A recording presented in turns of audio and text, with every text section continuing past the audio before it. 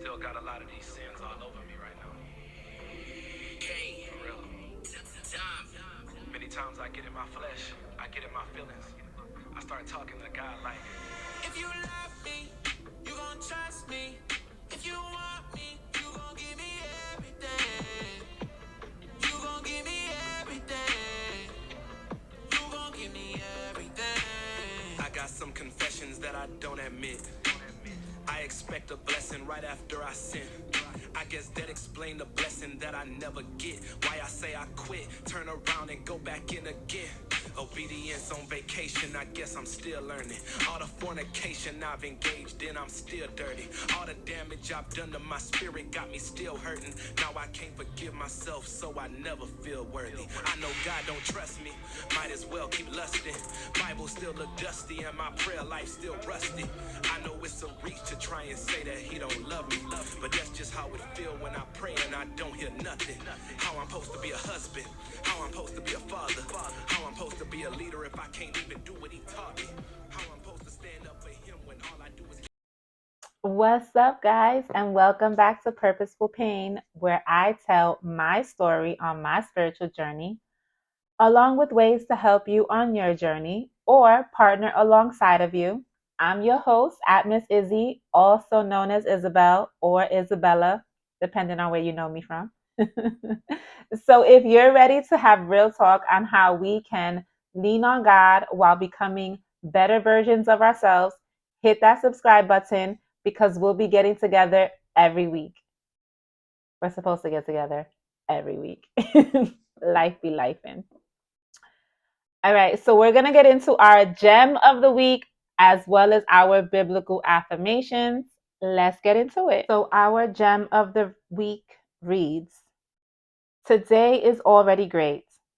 I got to wake up to make my favorite cup of coffee. My body got ample rest after a full productive day. I am able to open my eyes, breathe in deep, and spend time with God. Intention. Today I will rest without feeling guilty. I deserve to refuel myself. Gratitude. I am grateful for Bella's loving ways. I am grateful for Steel Creek Church and the impact it has made. I am grateful for patience. Release. I let go of needing to know what the future holds. I am not God. I was not meant to know right now. Lighting my way. Not once in the Bible does it say, worry about it, stress over it, figure it out. But over and over, it clearly says, trust God. You are worthy of all great things. Guys, that last tidbit, not once in the Bible does it say, worry about it, stress about it, figure it out, is definitely part of today's message. We are going to get into that. But before we get into that, let's get into our biblical affirmations. Our biblical affirmations are coming out of Matthew chapter 19, verse 26. I have titled our biblical affirmations this week, Worthy of All Great Things. Matthew 19:26 reads, but with God, all things are possible. With God, all things will be made possible in my life. Nothing or no one can stop his will from being done in my life. I walk by faith. I lead with hope. I operate with conviction that he will make it happen. I believe in miracles. He opens doors no man can close. He closes doors no man can open. I believe he is making a way out of no way. I am already seeing the manifestation of my prayers. I have access to uncommon favor. Endless opportunities are looking for me. I will no longer move with apprehension or second guess. I trust the process and believe God totally. Guys, today's topic is releasing the need to know. Last week or last month, we talked about letting go of our expectations. This week, we are talking about releasing the need to know. Your posture in the storm. Guys, I know, right? It's been almost a month, about a month. Life's really been out here lifing. Like, that's all I really could say is that life just keeps lifing. But I can't complain because I've learned some things and I have so many gems that I can't wait to drop. I'm grateful God keeps using me as the vessel for the messages. If you follow me on TikTok or IG, you know that life has really been out here doing what life does. But I am doing my very best to remain faithful and grateful while life is out here lifing. So today, again, we're talking about releasing the need to know how and when things will happen. So releasing the need to know requires a deep sense of faith. We all know that it starts with your mindset. And you must be determined to change your mindset and your belief in God. I know what you're going to say. Isabel, you say this every week. I'm going to say this every week until you get that that's the only way that we're going to move into a positive direction. That's the only way that we're going to get from basic to great is to change your mindset.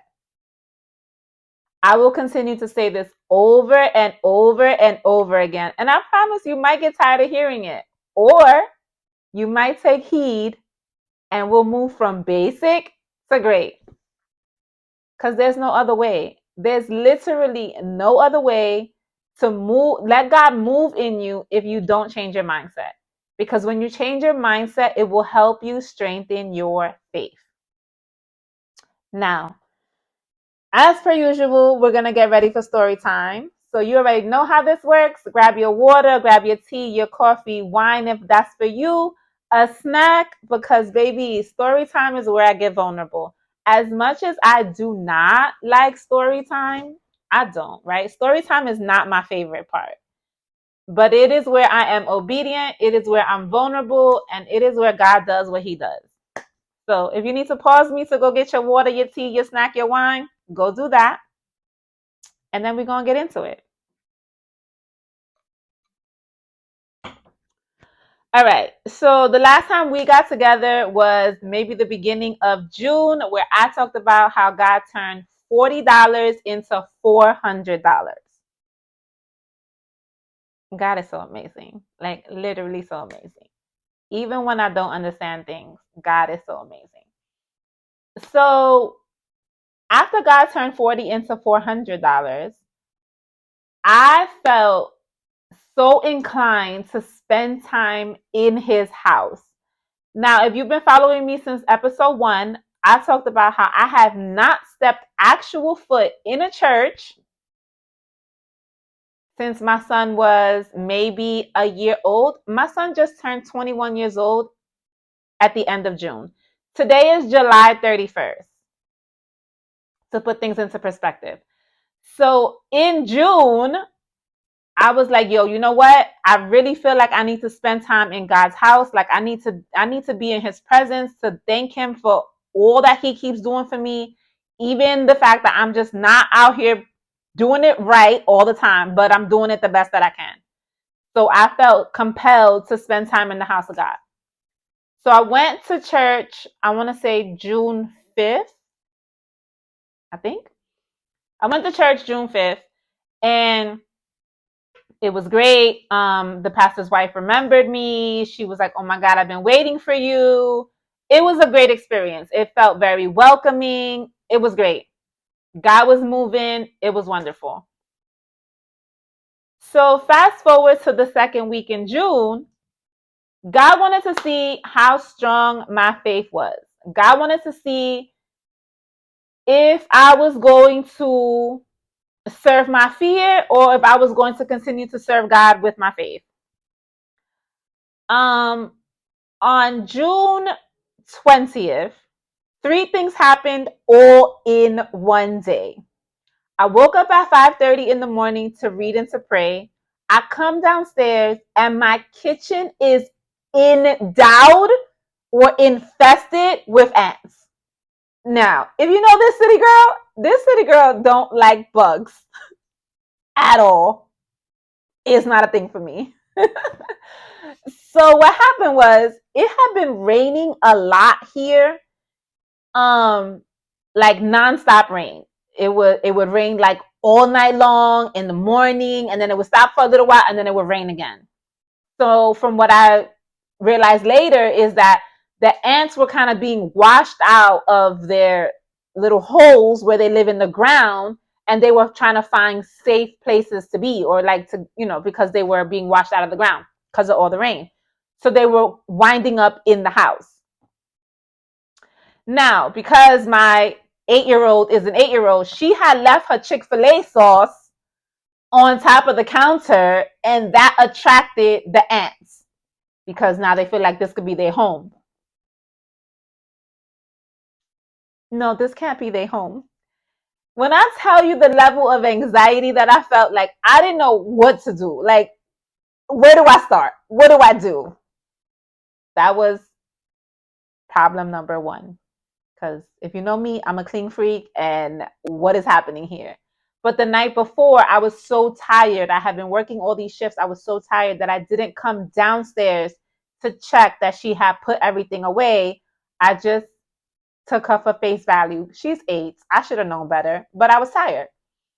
Um, so that's how the ants got in the house. Okay, so now we got the ant problem. I go out to get some bait for the ants and to get some spray, all the things so that I could disinfect the kitchen because baby, the ants gotta go. So that was the first problem. The second problem in the same day was that Bella's babysitter had literally quit on me with no notice. So I get back from Target. I had went to Target to go get the ant stuff. I get back from Target and I get a note in my door that tells me that she can't babysit Bella. She has to go to Charleston to some family emergency. And I'm like, what? Now I'm starting to feel overwhelmed. Literally starting to feel overwhelmed. I'm like, all right, God, like, what's up? What are we doing here? So I reach out to the pastor's wife and I had said to her, hey, if there's anyone at church or anyone that you know that is looking for, extra income or whatever, I need someone to babysit Bella these days, these times, whatever. She said she would put the feelers out there for me and she would let me know. At this point, I'm overwhelmed because I'm dealing with the ant infestation. Now, the babysitter done quit on me. It's Tuesday. I gotta go to work on Wednesday. So I'm like, okay, God, I'm overwhelmed. So I was downstairs and I go upstairs and I go read and I go pray. I went to go look something up and I had an email. In my email, I'm getting more bad news. And I'm like, what? Long story short, Mr. Wonderful has told me that we cannot date anymore. All right, before y'all go, oh my God, he told you in the email. We had a conversation the day before. The email was a follow-up. Relax, guys. So now I'm like, wait, what is happening in the Deers of Life? Like, this is not possible. I'm like, no, the ants is taking over my house, no babysitter, and I can't continue to date. What? No. I could laugh about it now, but on June 20th, I promise you I was not laughing. I was crying my eyes out. Anyway, so now I'm like, you know what? we got to go back to old school prayer. Here we go, old school praying. So I get on my hands and knees. I'm at the edge of my bed. I'm talking to God. I'm praying. I'm asking God, like, yo, what's up? Like, I don't really know what to do. I don't know. I was like, I got 24 hours before I got to go back to work. I was like, you give me things, you take them away. Like, and y'all know, I've told y'all this all the time. I talk to God the way I talk to y'all. Like, hey, yo, God, what's up? What is up? So, long story short, I had climbed in my bed with my Bible and I was reading, but I had fell asleep because I was so tired from the crying and the cleaning and overthinking everything that I fell asleep. But I remember when I fell asleep, I was saying, God, I know you're not going to leave me.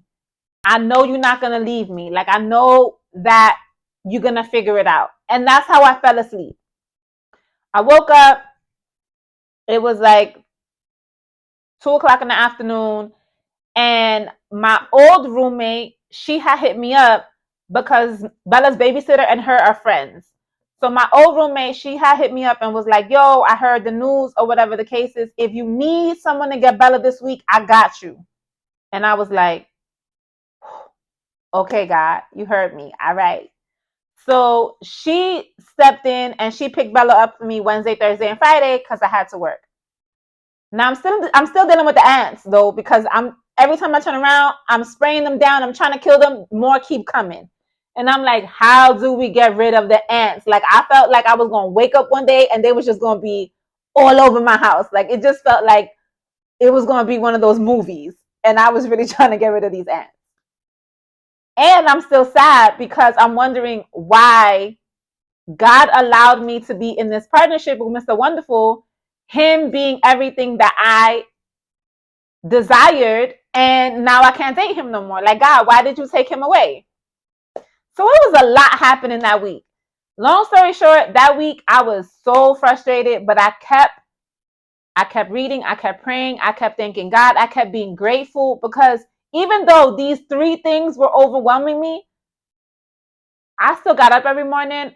I could still breathe, I could still eat, I could still go to work. Like, when you're going through your storms, and you are focused on your storm, it's not going to get no better. God can't work. God can't move because you so focused on what's wrong that you're not praising him for what's right. So I was like, yo, I'm frustrated, I'm upset, I'm whatever, but I'm grateful. I get to go to work every day. I wasn't taking out my frustration at nobody at work. Like, it was what it was. There was really nothing else that could get done, right? So I'm like, okay, whatever. So long story short, sorry guys. Long story short, I was frustrated.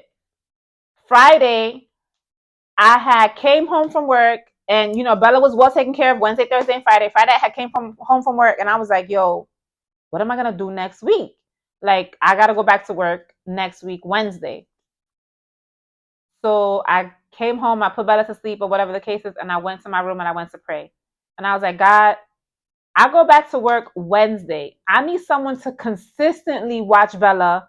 Bella needs consistency in her life. Like, I can't just be out here juggling babysitters, one this week, one next week, one this week, one next week. I'm like, that's not going to work for her. So the pastor's wife had reached out to me and was like, hey, there's someone at church that is going through a financial difficulty, and she wouldn't mind helping you with Bella, but she could only do it through the month of July. Like, she could do it now through the month of July, because she goes back to school in August. And I was like, okay, well, that's a solution. So that was Friday. Saturday, Saturday, the lady came, but her mom is Bella's teacher at camp. So her mom already knew about Bella. Like, her mom already knew, like, how to take care of Bella and all of Bella's quirks, yada, yada, yada. So when she came, she sat down and was like, oh, like, we were talking, and the conversation was great. Like, it went from me needing something to me actually helping her. Like, it was great. So I was like, okay, that was Saturday. We emailed like itineraries and stuff. And Wednesday of that following week, she started taking care of Bella. And I'm like, okay, God, I see you. Now, I'm still dealing with the ants. Let's be clear, the ants did not go away. I'm still dealing with the ants. And I'm like, yo, I'm spraying the stuff. I'm putting the bait. Like, why are the ants not going away? Long story short, I didn't know that the infestation was happening throughout my whole neighborhood. I don't really talk to my neighbors like that. I'm kind of the neighbor that be in and out her house, minding her business, don't really be outside sitting on her porch, none of that. I'm not there yet, I guess. But my next door neighbor, they had called pest control because they have a baby. So they had called pest control, and they asked if they asked the neighbors if the other neighbors would use pest control. And she was like, well, I don't know if all the neighbors are going through it, but you guys can let them know that we're using you so that they can feel comfortable. Pest control had came here, but I wasn't home. And I would have went without pest control if they would have not spun the block. And when he came, he said, oh, we came here 2 hours ago and you weren't here, but then we said we was going to try one more time. Look at God.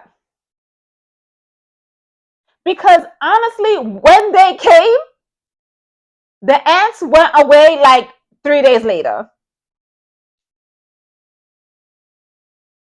Okay, God, I see you. Because they were done for the day. They came to me at 4 o'clock in the afternoon. They were done for the day.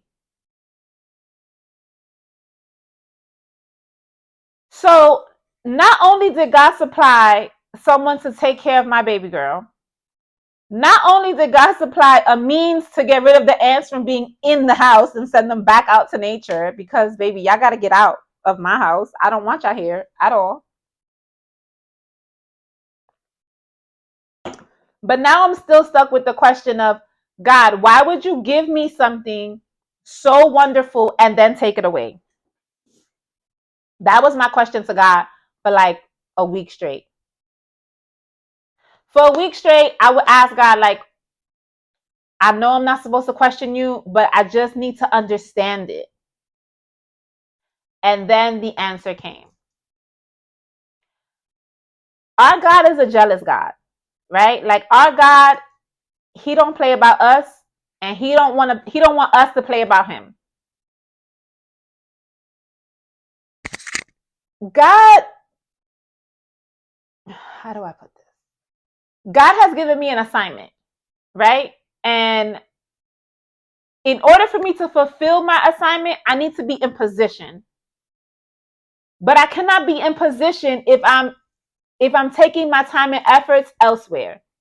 So, layman's terms, he knows that I will give my all to a man that is worth it. I will give my time and my energy to a man that is worth it. But right now, that's not where he needs me. Right now, he needs me to be obedient. Right now, he needs me to be in position. Right now, he needs me to speak his word. Right now, he needs me to cultivate X, Y, and Z. I can't do any of those things if I'm in position somewhere else. So he gave me a vision. He gave me a snippet of how good it can be.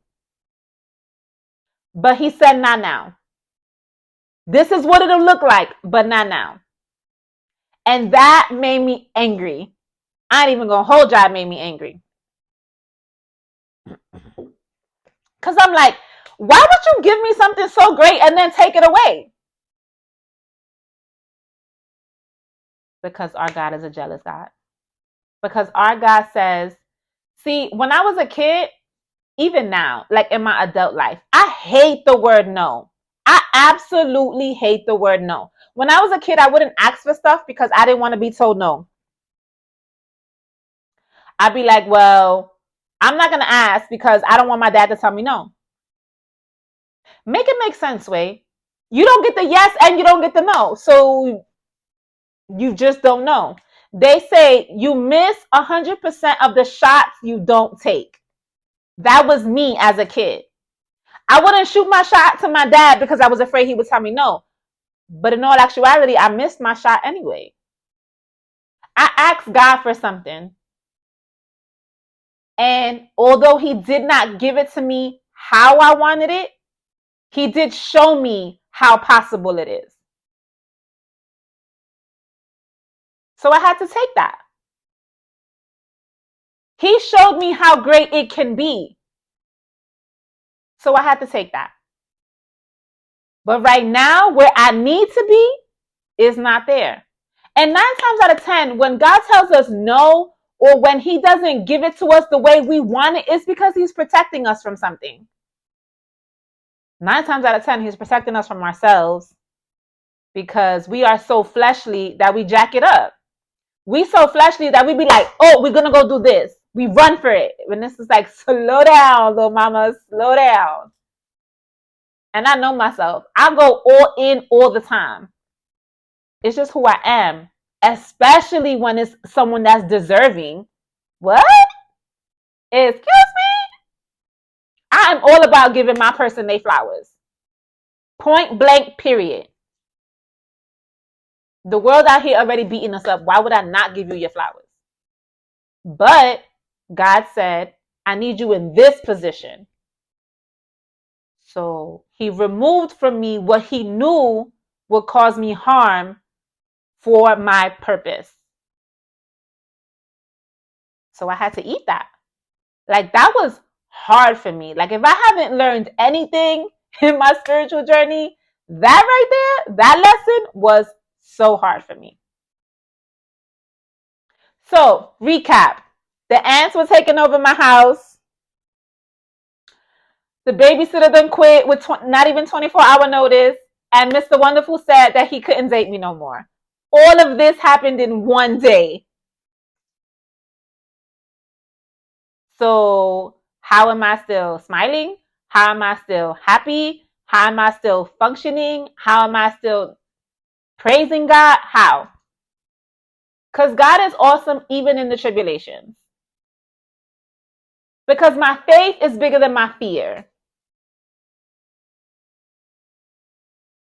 Because when you out here grateful, even in the storm, God gives you more. When you out here grateful, even in the worry, God gives you more. So I continue to praise. I continue to pray. I continue to be grateful, knowing that I didn't have the answers.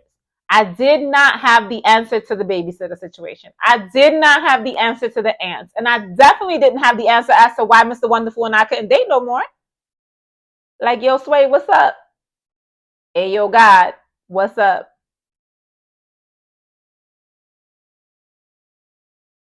I didn't have the answers to any of those things.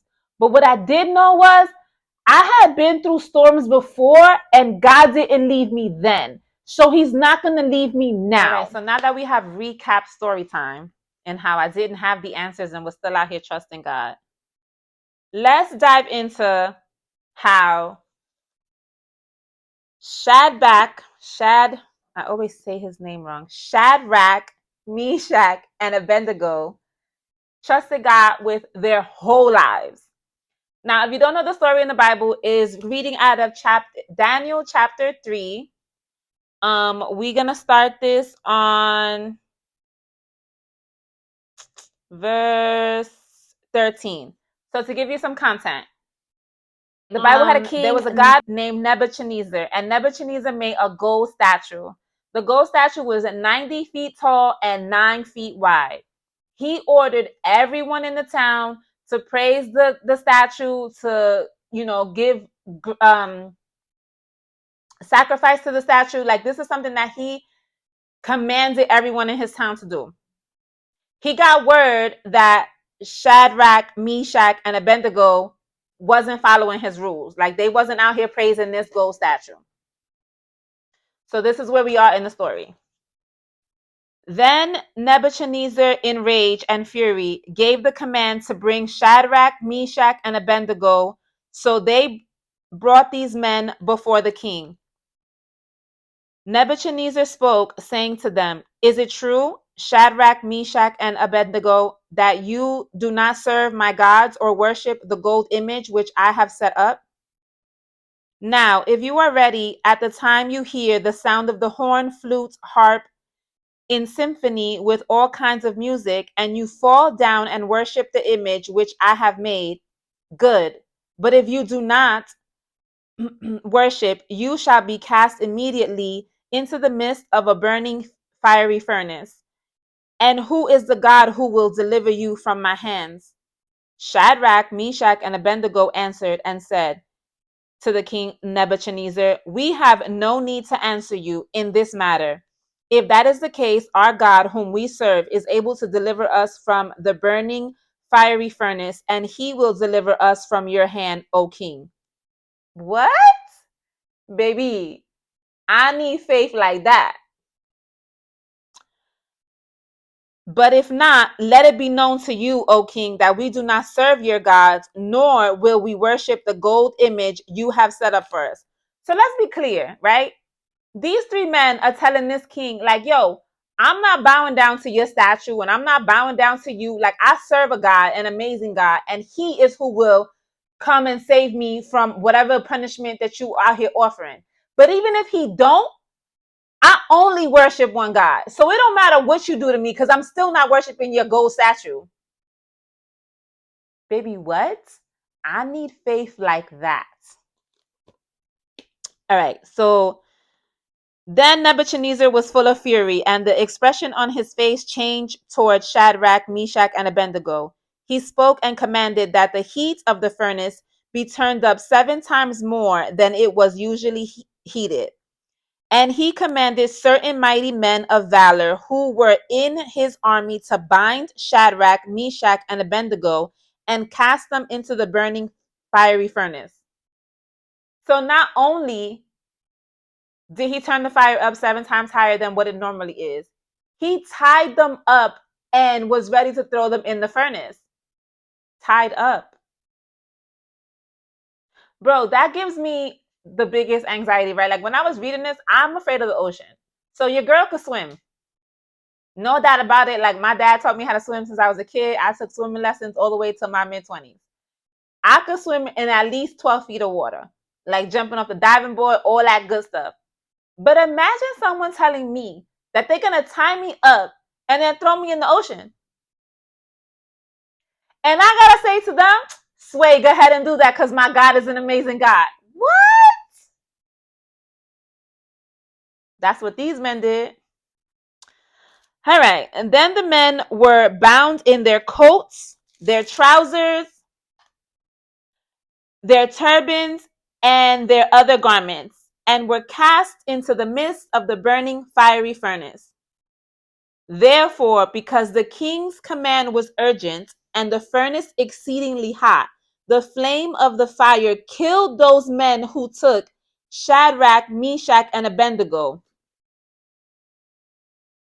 So the king's men that took the three men into the fiery furnace died on instant, like on Amazon Prime, quick, fast. That's how they died. Hmm.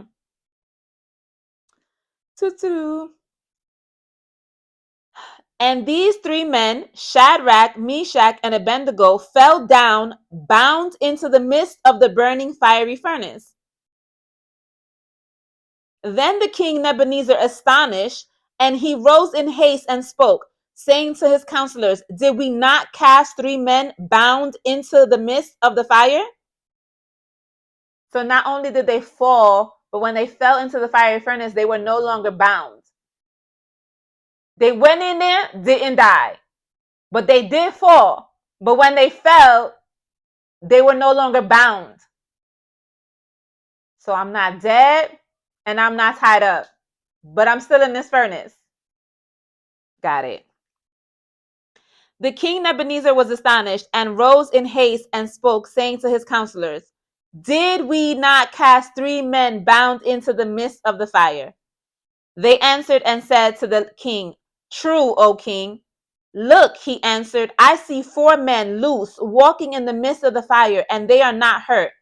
And the form of the fourth is like the Son of God." Then Nebuchadnezzar went near the mouth of the burning fiery furnace and spoke, saying, "Shadrach, Meshach, and Abendigo, servants of the Most High God, come out and come here." Then Shadrach, Meshach, and Abednego came from the midst of the fire, and the administrators, governors, and the king's counselors gathered, to whose bodies the fire had no power.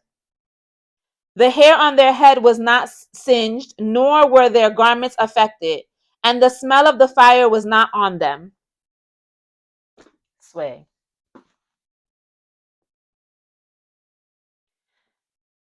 All I'm going to say is, in the next 5 months, that is my goal. My goal in the next 5 months is to build that much faith in God that no matter what comes my way, my response is, yo, my God is an awesome God. He got me. The God I serve, he got me. Because you can't tell me that that's not faith and trust. They were tied, all their clothes bound. The minute that the king's men went into the fire with the Shadrach, Meshach, and Abednego, the king's men died. It was like, that fire is too hot.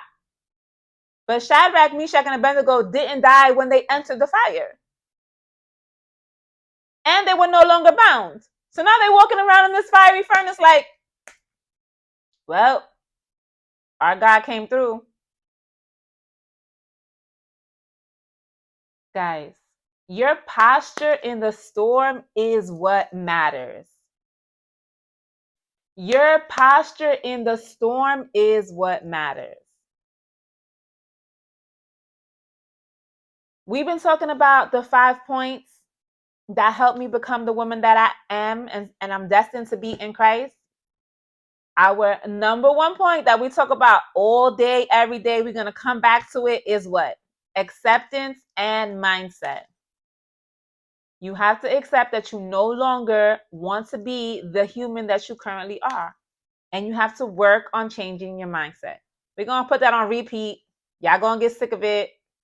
But letting go of expectations. We talked about this in our last episode. Letting go of expectations. We put way too much expectation in humans. We put way too much expectations in the way we think that it's supposed to be. And all that does is hinder us. Releasing the need to know how and when. When you are in a storm and you trying to figure out how this is going to turn out, when is it going to change? God is looking at you like, but do you trust me? Are you serving me? And are you faithful that I could do this? Or are you serving your fear? Baby, I'm going to tell y'all, like I tell y'all all the time, I am the daughter of a king and I don't walk in fear. You are the son or the daughter of a king, and what you doing walking in fear? He done saved me time and time again. I'm living by his grace every day. Yo, I was literally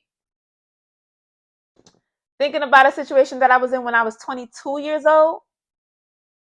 And then I realized how God got me out of that. How not only did he cover me while I was in that situation, but then he got me out of it. What? Nah.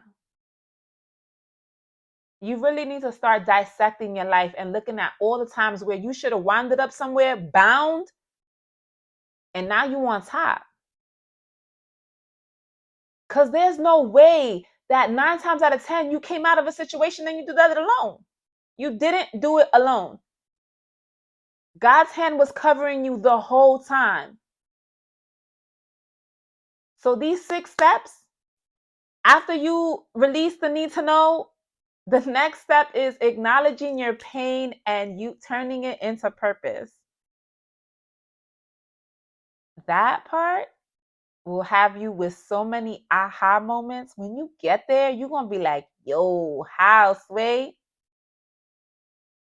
And last but definitely not least, setting healthy boundaries. When you are on this spiritual journey, you really have to set healthy boundaries. In the beginning, you won't know how. It's hard to set healthy boundaries in the beginning, but you'll get there. But guys, these 6 steps are not interchangeable. You can't be like, oh, I'm going to do this, but I don't want to do this. You have to use them as building blocks. And you have to understand that God is not Amazon. Everybody want to be healed. Everybody want to be on this spiritual journey. This isn't a phase. This is a lifestyle. Like, you know, them gym rats, they be in the gym every day, 6 days a week. They meal prep, they drink their protein, they do all these things and their body be looking right. I want my heart to be looking right. I want my mental to be looking right. I want to walk into a room and shine and someone be like, yo, there's something about her, God. This ain't about me. This is about God. This is about the fact that I want to tell the world all the things that he's done for me so that they could try God. So that they give him another chance. So they could stop quitting God. Because, baby, I'm not quitting God. It can't shake no other way. I'm not doing it. I mean, I'm going to be frustrated because I'm human and I'm fleshly. But the way I'm learning God now, so Jill Scott said, if you could tell me what to do, then you could tell me what to do. If you can't tell me what to do, then you can't tell me what to do. That's how I feel about God, right? So like, I'm at this point in my relationship with God that I want to learn him in every aspect. I want to be told what to do. I want him to lead me. But in order for him to lead me, I got to keep using my tools. In order for him to lead me, I have to trust him. We were not meant to run the show. At all. Newsflash. We were not meant to be who gives the order and the direction. We were cultivated to do so. Baby, I want to be led so bad. I want to be told what to do so bad. I'm tired of running the show. I want God to be like, exit stage left. Oh, bye. But in order to do that, you need to trust him. It's trust. The same way you trust old boy, the same way you trust your boss to make sure your time is right, it's trust. You can't build this relationship with God if you don't trust him. You can't get led nowhere if you don't trust him. Us as women, we were not meant to be the leaders. Sorry, newsflash. I don't know what to tell you. I mean, a lot of women don't want to hear that, but that was never our job. We were meant to be the helpmate. I want to be so helpful. I want to be so helpful. Let me help you do that. Lead you? Nah, Sway. I want to get my direction from God until God give me a husband. When God give me a husband, then my husband needs to get the direction from God and he needs to lead me and I need to help him.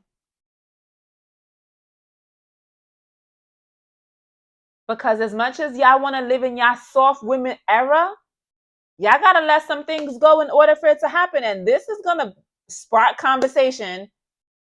But if you want to live in your soft woman era, you got to let some things go. And you got to pick some things up. And the one thing you got to pick up is a relationship with God. You got to start somewhere. God just wants you to start. He's not asking for you to stop doing XYZ right now. He's not asking for you to, he just wants you to start. Because if you start with a loving and grateful heart, he can do the work. So the 6 steps aren't interchangeable. I don't know. I feel like I got off topic, but whatever. The 6 steps aren't interchangeable. And the more you grow and the more The more you grow, the more you're going to use these steps over and over and over again. You cannot get a spiritual healing and build a relationship with God in 2 days, because we just talked about how he's not Amazon. Like, we live in this era again where we want things quick, fast, and in a hurry. This is the one thing that you never gonna like. I don't even want it fast, because if I want it fast, then I didn't learn something. Like, if I get it fast, then I didn't learn something. And baby, in order for me to teach, I need to learn. That's a word for somebody. Like, you really be out here trying to tell people what to do, but what did you learn? Are you learning something in order to tell somebody what to do?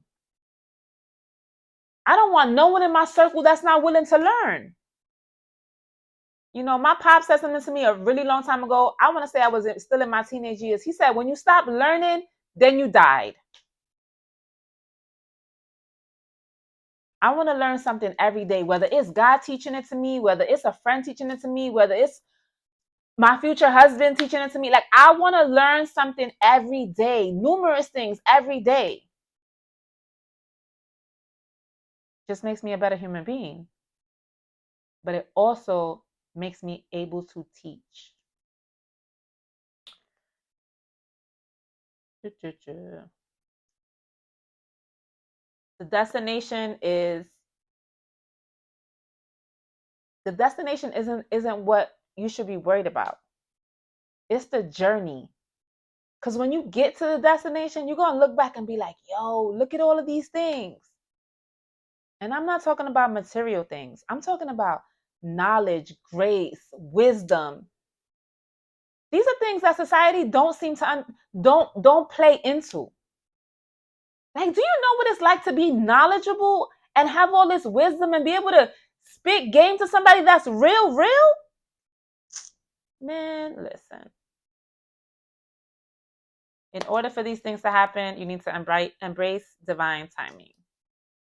God's plan is not our plan. Like, he got a plan 10 times better for us than we could have ever imagined. You need to trust him. Trust is the biggest foundation for this relationship with God. It's the biggest foundation with any relationship. But this relationship is how you're going to get all your other relationships. Because that he going to tell you, like, nah, that's not it. We just talked about how Mr. Wonderful gave me the everything, like, complete package. And God still was like, nope. And I'm like, yo, what's up? Like, I'm confused. It wasn't my time. God knew I couldn't do both.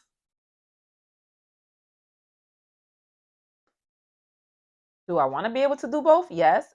Will I be able to do both? Both eventually.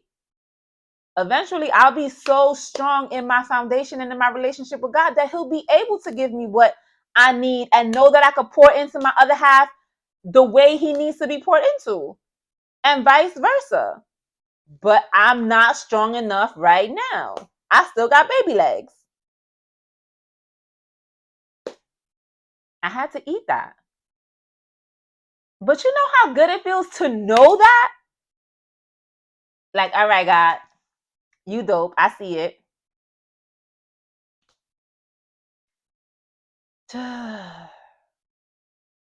Yo, I challenge you to, from here, because I don't know when you're seeing this, but today is July 31st.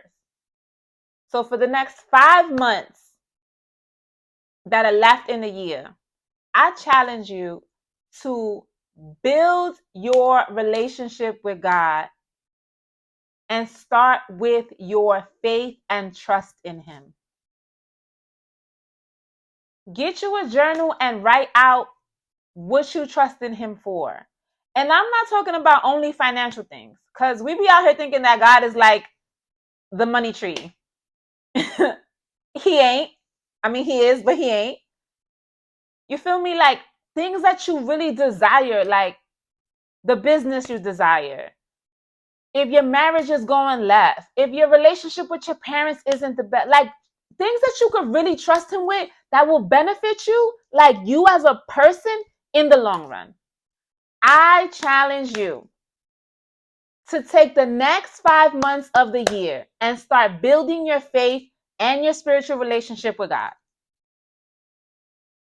Find me over on IG, find me over on TikTok, and tell me how it's going. When God do the thing that he do, I need to hear about it. That's my challenge to y'all. Because baby, in the next 5 months, I already got myself set up. So this is my original Bible, right? So this Bible I've had since 2017. I want to say 2016, but I can't pinpoint the date. But this Bible I've had since the beginning of my spiritual journey. All of these tabs, like I write all in it. Like the spine done came apart the other day. That made me so sad. But I realized that I'm in a place in life where I literally need to learn God more and more each day. Like I have a desire to dissect the Bible and the women in the Bible and the journeys of the Bible, like how they did that and how I should apply it to my life. Like that's my desire. So in order for me to do that, I need better tools. My Bible was my basic Bible. It got me through. I've learned a lot. But now I need a study Bible. Like I need to dissect it in every format. And that's what I got. Like recently I got this new Bible. I haven't done anything to it. It's just nice and clean. I ain't started writing in it yet, but it's a women's study Bible. In order for me to teach, I need to intake the knowledge. So I don't suggest that you start with a study Bible. That's not what I suggest. But I do suggest that you start with a Bible. A Bible that you can understand. They have them in all types of languages. They have them in all types of translations. If you don't have a physical Bible, you could download it on your phone. You could change the translation there. And a journal. Start writing stuff out. If you follow me on IG, I post at least one Bible verse a day. You could start there. You have to start somewhere. God just wants you to start. You also have to be patient. You have to be patient with yourself. You got to be patient with your journey. You got to be patient with God. Again, God ain't Amazon. It's not going to happen in 2.5 seconds. We all know that patience is a virtue, but patience and faith go hand in hand. Because faith is knowing that something will happen, but not knowing when it will happen. Understand that some things take time to unfold. Impatience can hinder the ability for that to happen. Impatience can hinder God's plan. Because then you get impatient and you want to take control. Then you get impatient and you want to run the show. And now God can't work because your hand in the pot. We talked about this a few episodes ago. Get your hand out the pot. You want to be stirring it. It's not your soup to stir. It'll happen in its own time. Also, last but not least, seek spiritual guidance, guys. Like, I love that y'all come on here and kick it with me. It's supposed to be once a week, but don't be judging me. I love that y'all come out here and kick it with me, but y'all need to build your prayer life. Y'all need to meditate. Y'all need to study. Y'all need to listen to different sermons and see what resonates. After you listen to the sermon, go into your Bible and see what it do for you. You have to do the work. You have to deepen your understanding of faith. Surround yourself with a community of believers. And when I say I did not know how good that was going to be for me, you got to find your home. Because God will put people in your vicinity that you didn't even know you needed. Like that, people speak to me and I'm like, I didn't even know who that was.